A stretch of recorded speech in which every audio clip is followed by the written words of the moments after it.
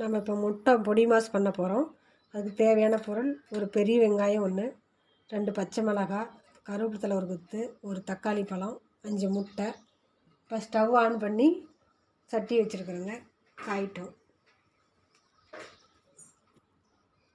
காஞ்சிருச்சுங்க. ஒரு 4 ஸ்பூன் எண்ணெய் ஊற்றிக்கலாங்க.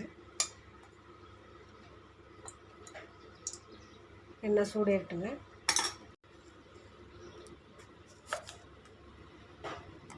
கால் ஸ்பூன் கடுகு போட்டுக்கலாங்க. வெங்காயம் மிளகாய் கருவேப்பிலை போட்டுக்கலாங்க.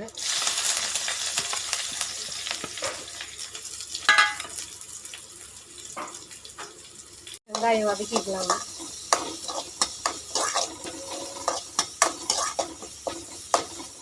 தக்காளி பழம் போட்டுக்கலாங்க.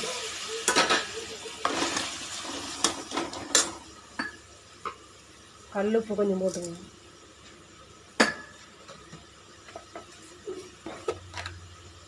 கால் ஸ்பூன் மஞ்சத்தூள் போட்டுக்கோங்க.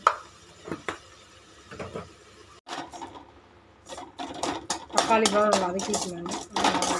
வதங்கட்டும். போட்டுக்கிறோம். கால் ஸ்பூன் மிளகாத்தூள் போட்டுக்கலாங்க. கறி மசாலா ஒரு ஸ்பூன் போட்டுக்கலாங்க. கறி மசாலா ஒரு ஸ்பூன் போட்டு வதக்கிக்கலாங்க. எல்லாம் போட்டு வதக்கிக்கலாங்க. முட்டையை உடச்சி ஊற்றிக்கலாங்க.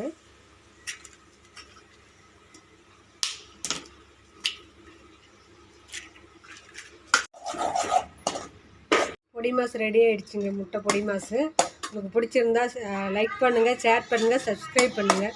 இதை ஆஃப் பண்ணிவிட்டு எடுத்து